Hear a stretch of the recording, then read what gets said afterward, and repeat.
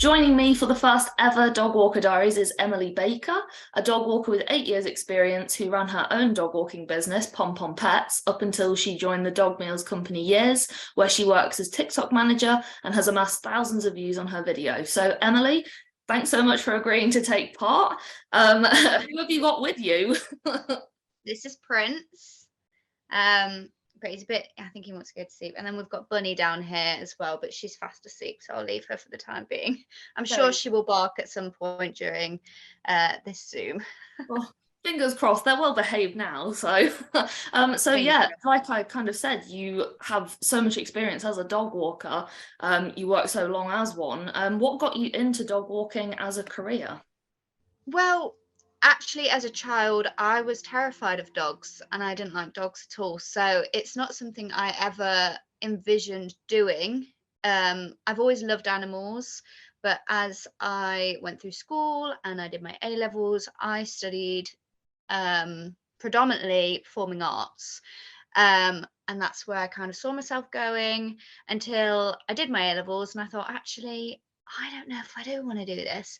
And I kind of got lost, wasn't sure what I wanted to do. And someone said, well, you've always loved animals. Why don't you go to Brackenhurst?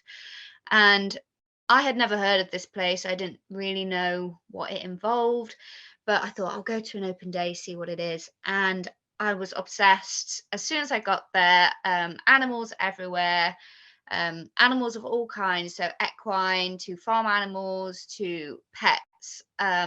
And I went there for 2 years and had the time of my life. As part of our duties and our animal management course, we had to walk the staff dogs at lunchtime. And I realized that actually dogs were okay and I quite liked walking them. And it just so happened that at the same time of me starting college, I acquired my first dog. My nan sadly passed away and we got her dog. And I was like, oh, this dog's a bit smelly. It's cute, but we'll see. I might not love it like I love my cats. I've always been a cat girl. Anyway, me and this dog couldn't, I was in love.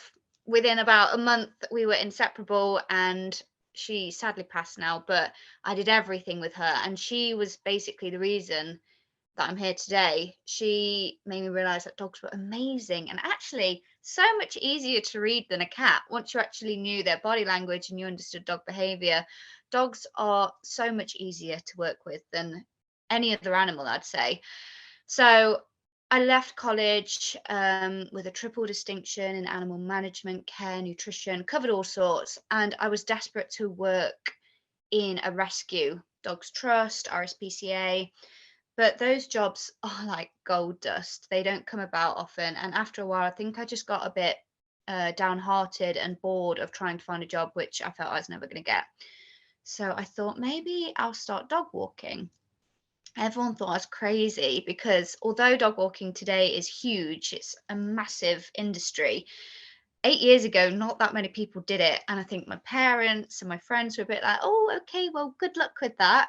We'll see where it goes. But because there weren't many of us, I just was busy within a month. It started with a couple of dogs which lived down the road from me. And then as soon as word spread, it was crazy. I was making a full-time living off walking dogs. And it did get to the point where it took over my life. At the start, I would be doing 7 days a week. And then I reined it in a bit more. And obviously, lots changed over COVID, which is kind of why I find myself not doing it today. But yeah, it's been a journey how I ended up being a dog walker. It was honestly best 8 years of my life. So highly recommend. But yeah, that's the journey. Well, it sounds like you kind of always loved dogs, but you kind of touched there that it got a bit harder over the kind of pandemic. And I imagine that there were hard parts to do with the job. What was the hardest part of dog walking that kind of the average person, someone like me, wouldn't know or kind of think about when you just kind of see you go around the park? I guess there's that stigma that, oh, dog walking, you go walk your dog, hug puppies, have a really good time. But it is so taxing both mentally and physically, especially if you do this full time. There are days, well, I would be walking 20,000 steps, if not more, a day in rain, snow. It didn't matter what the weather was. I had to be out there walking those dogs. And in the winter, when it's dark in the mornings, dark in the afternoon, you're being rained on all the time. It can be quite a sad job, even though you are loving the time you're spending with the dogs. It's a lot to deal with, and I don't think people appreciate that actually the responsibility on your shoulders is so huge that actually sometimes it can take quite a mental toll. And if you have a day where all the dogs are just being naughty, you get home and you really do, you're knackered, you're absolutely knackered both physically and mentally. And I think from an outsider, you don't think that deeply into it. You just think, oh, dog walking, I'd love to do that, it'd be great, really easy money. But in fact, it's probably the hardest job I've ever had. Yeah, when you're trudging kind of 8 miles in the snow and rain, I can imagine it it takes its toll on you. You kind of touched there on like naughty dogs, and I've always found that dogs are so unpredictable. So I imagine like after so many years doing this, you've been in some interesting situations with with doggos. What's a moment from dog walking that kind of really sticks out to you as interesting or bizarre?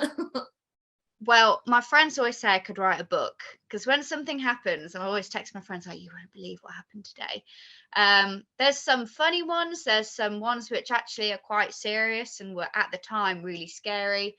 A funny one, although again not funny at the time, was a time where I jumped out my car because I thought something was stuck in the wheel, and I looked down and completely forgot that I'd left my keys in the ignition and my phone in the car. Didn't think anything of it, went to get the dog from the house, and as soon as I made one step, I heard my car doors lock.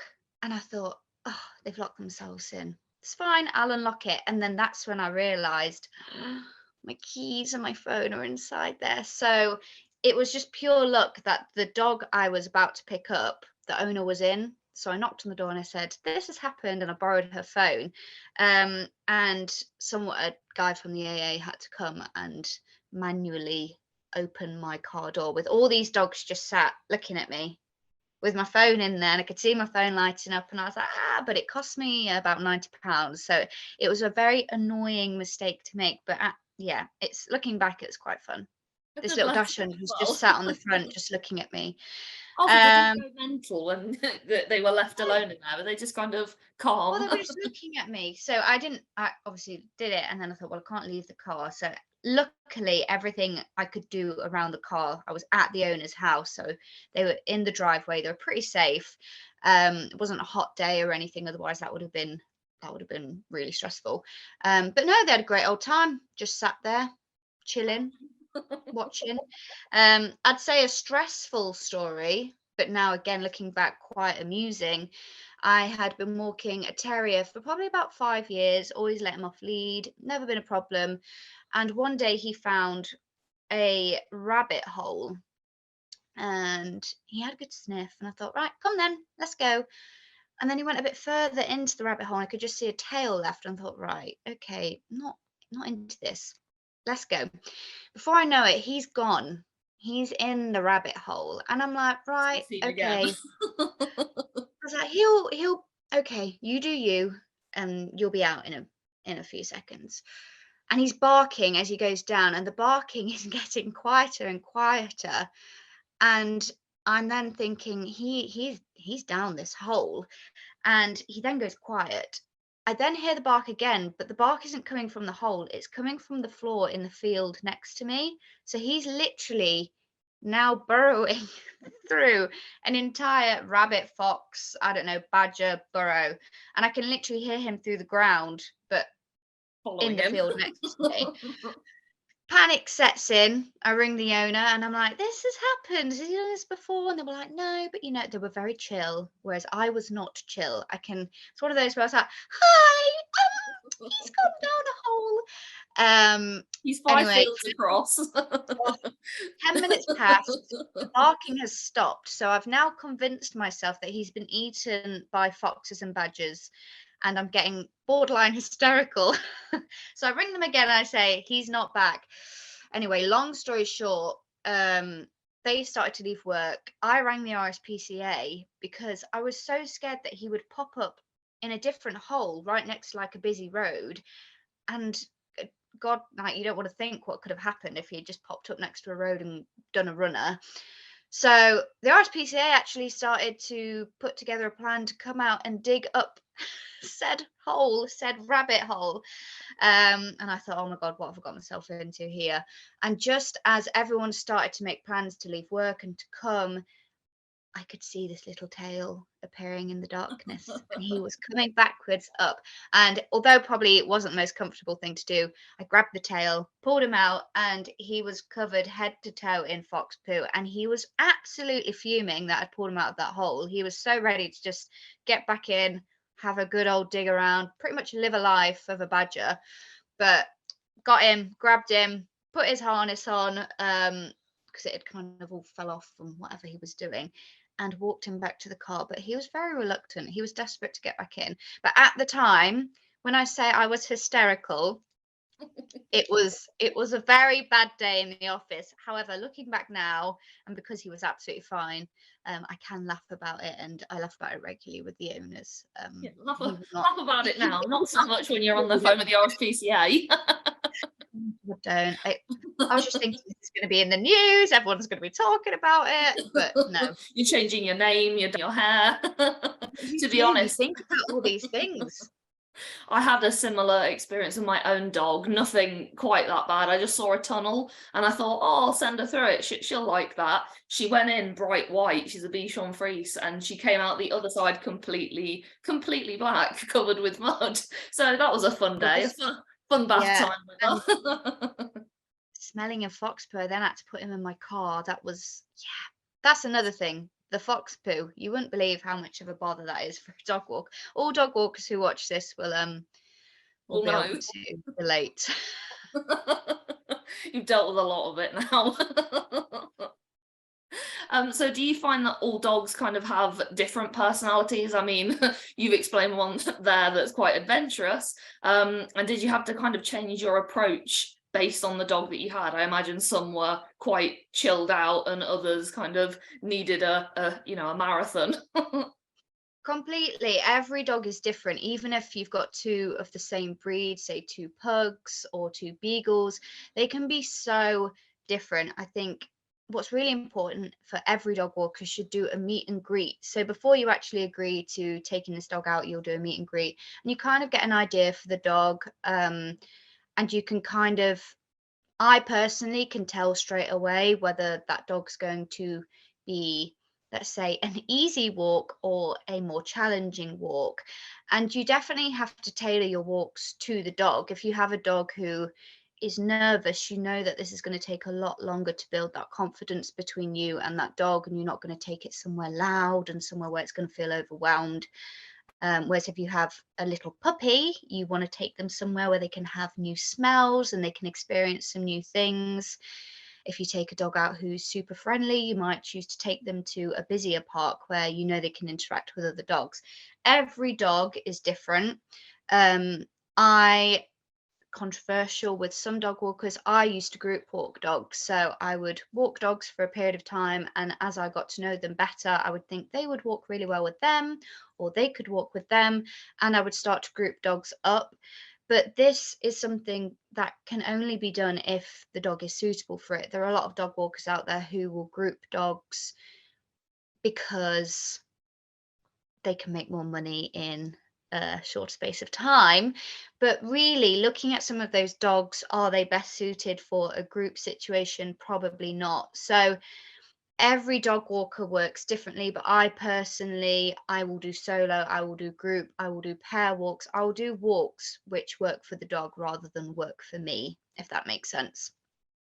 Yeah, so you dealt with a lot of dogs. Have you ever kind of ran into situations that were a bit stickier, not so funny, maybe a bit scary? Yes, there was one time, I think as a dog walker, one of your biggest fears is dogs getting injured or dogs fighting whilst they're with you. Luckily, I've never had any of my dogs fight each other, but there was an incident years ago now, but still thinking about it, it's just horrible. I was walking 3 or 4 dogs in a rural area, kind of in farmers' fields, public footpaths before anyone comes for me. um, and a Labrador just joined us, just appeared, and thought, oh, it's going to come with us. It wasn't going anywhere else. So I thought, I'll keep walking. We'll go back to the road, and then we can maybe pop him in my car and try and find out where he's come from. Or I see his owner en route, which is what happened. So I see a man, and I'm kind of like, I think I have your dog. And then I notice he has another dog by his side, tiny terrier. And I noticed this terrier is staring. It's staring right at us, and not staring like, oh, I might go play. I could tell straight away his body language was not good. His heckles were up. And to be honest, before you can even start to think of a rational plan in your mind, it's happening. He's flying across this field, and when terriers run, they run, and their legs hardly touch the floor. They're flying like a little bullet. And I thought, this dog's gonna come and attack one of my dogs. And it did. He latched himself onto one of the dogs I was walking's legs, a little schnauzer. Said dog was on a lead, which only made things worse. So first thing I did was let go of the lead and thought, if he wants to try and run, at least he's not stuck on the lead type thing, which might seem weird to let go of the lead, but in a situation like that, that was kind of my first instinct. And obviously, again, natural instinct, not the best thing to do. I was beside myself. I was screaming. I said, you need to come, your dog is on my dog. Anyway, he was a bit standoffish to begin with, but he did get straight involved, and he pulled the dog. He kind of had to pull its jaws. He was bleeding. It bit him. And luckily, even though the dog had punctured the dog I was walking's leg, it looked like it was all right. And he hadn't gone for the neck. God forbid had he had gone anywhere else. I managed to pick the dog up, and the other dogs that I was walking were just kind of watching. They were very well behaved, just watching from afar, bless them. So once I'd kind of sorted the situation as much as I can with saying, I noticed he lived the farm which would attached to us, he lived there, so I knew where he lived, and I thought, right, I can come back and solve this once I've got this dog back to somewhere where it can get comfortable. So picked her up, had the other two, walked back. She was crying, but I felt quite confident that this wasn't a situation where she was going to keel over and die. She was in shock a little bit, but on the way back, managed to ring the owners, and they left work and they came to take her to the vets. Otherwise, I would have probably taken her straight to the vets. She was fine. She had to have a couple of stitches, but it was just that you don't ever imagine meeting a dog that aggressive off lead, no matter where you are, whether you are in like a rural area or not. And I think the man hadn't realised that we were there, and his Labrador, the dog which joined us, had actually escaped. So he was looking for his Labrador. Really should have left the aggressive terrier at home. And sadly, this happened, I think, a couple more times in the village that this happened in, and that little dog did end up getting put to sleep because he attacked. I think he actually might have fatally attacked a dog a little bit after my incident. So I was lucky, really. But it's situations like that where even you can know exactly dog's body language, you can understand this and that, but when you're in that situation, panic does set in, and that natural, oh my god, kind of takes over. And that is one of the worst things that can happen, I'd say, as a dog walker. I've had a few other times since then where dogs have got a bit aggressive with one of my dogs, and I have been able to foresee the situation and get involved. But with that one, it was all just like, oh, this Labrador's joined us, oh, there's a man, oh my god, this dog is attacking my dog. It was one of those where, yeah, not even looking back now, not a good time. But it was a good outcome as opposed to what could have happened type thing. But it's things like Imagine, that when people want to be dog walkers, and it's one of those where, yeah, it's probably the sort of thing you don't really think about having to deal with and hoping that you never have to deal with. yeah, and I imagine you're kind of stressed about the other dogs that you've got in that situation. I mean, I know I see in America you can kind of walk about 30 dogs all at once. I mean, do you agree with that? Would you want to see that over here, or do you think that it's actually better that it's a bit more kind of regulated and you can only take a certain amount out just in case, things like that do happen? It could be a kind of all-out brawl. Yeah, a huge topic at the moment. And every dog walker has a different opinion, I'd say. It comes back to that, should dogs only be solo walked or should they be walked? Like you say, in America, the rules and regulations are completely different from England. I don't actually know if you have to have insurance over there, whereas here, again, you actually don't have to have insurance, but it's highly recommended. Any good responsible dog walker will have insurance, and most insurances will insure you up to, mine was 6 dogs at a time. I did used to take 6 dogs at a time. It was something that I did once I felt more comfortable with my job. I think it took about 3 years till I did that, and until I found a happy pack of 6 which I could walk together and trust and know that we're not going to have any dramas. But I'm glad there are the regulations in England. Again, you do see people with more, and you will meet dog walkers who don't agree with having more than, say, 2 or 3 dogs from the same household. And I appreciate everyone's opinion. It's a very debated topic. I actually wish there were stronger laws in England, which, as I say, you should have insurance and you should do this, but there's no legislation in England which covers dog walkers. And I think that's why we sometimes get a bad name, because there are people out there who, I don't know, they fancy a bit of extra pocket money, or they think, again, it's an easy job and they've got absolutely no idea and their dogs are out of control. But if it was up to me, I'd probably say dog walkers should be kind of like dog boarding. So a dog boarder, you'll get inspected by the council and they'll say how much you can do depending on maybe your experience or maybe your home setup. I think if each dog walker was looked at, whether they had qualifications, whether they had any other experience with dogs, or maybe they were even supervised on a walk, so someone could say, actually, do you know what? They are capable of walking X amount of dogs, or, with your experience, I think you should only be walking one at a time.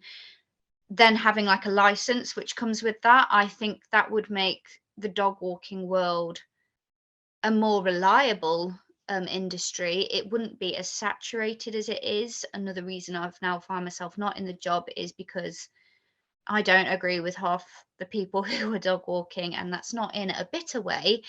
It's in a way that you kind of, dog walkers get put into one pot, and if you've only had experiences with bad ones, all of them are bad. And it's a really frustrating thing, especially as I took 2 years out of my life to kind of prepare for this. And there are people who are literally post pandemic thinking, I liked walking my dog, I'm going to do it now. And, some of those are great. There's some of the best dog walkers have never had any education, but, having that person to come assess you, let's say, assess whether you could walk 6 or you can't, I think that would be the way forward. Bringing American laws to England, no. I mean, I salute them. I follow a lot of American dog walkers on Instagram, and they have, yeah, so many dogs, and they have them lined up and they're walking to heel. Again, you know what? If you can do it, good on you. But I just think it would be absolute carnage. And you've got to see it from the perspective of members of public. They can find us really intimidating, and if you're scared of dogs and you come onto a park and there's someone with 6 dogs who are out of control just running around, that's really going to scare you. And as someone who used to be scared of dogs as a child, I can really sympathize with those people. So I think it's one of those things where you're never going to please everyone. From a dog walker's point of view, obviously cutting it down to one dog at a time is really going to limit the amount of income you get and how many dogs you can get through in the day, especially in the winter, because you have to kind of pack up at about 3. So yeah, you're never going to please everyone, and every dog walker you speak to is going to give you a different answer to that. But do I think we should be walking 30 dogs at a time? No, no. It would, yeah, the thought of it. 6 was my 6 good, well-behaved dogs were my my limit. Yeah. So now you've moved into kind of content creation. My last question is it harder to walk dogs or is it harder to film with them? Well, they always say don't work with dogs, don't they? But you know, here I am from one dog job to the other. I guess with filming them, what's a hard question? Walking with dogs, you know the dog. You know each dog, and you can kind of predict, even if they're going to be naughty, you know their naughty behaviors. So you can kind of think, right, he's got one on him today, but he's not going to run away because that's not him. Well, again, you can never say never. But with filming, you can kind of have this vision of what. So I'm going to make a video today about dogs napping. All I need is a little snippet of a dog napping, and the dog's just running around. They don't want to nap. And there's nothing you can do to make a dog nap. When a dog's naughty on a walk, you can kind of pop him on the lead and be like, right, you're staying on the lead today. But with filming, yeah, wow. There have been days where I've thought, right, this is my list of shots I'm going to get today. And I usually use my 2. They're just like, no, we're not going to do that today. We're going to make your life really hard. Or if I try and film with a dog maybe that I haven't met before, that can be really tricky because you do kind of have to know. Okay, of course, you don't have to know them like you're going to walk them, but you do have to kind of get an idea of how this dog's going to act. Otherwise, you're probably not going to end up with the shots you want. But you know, it's all good fun working with dogs. I wouldn't change it for the world. I always said the only way I would end my dog walking career is if I found another job which involved dogs, because I will work with dogs till the day I am off this earth, I believe. And that's a great note to end on. So thank you so much, Emily, for coming No, on. it's been a pleasure.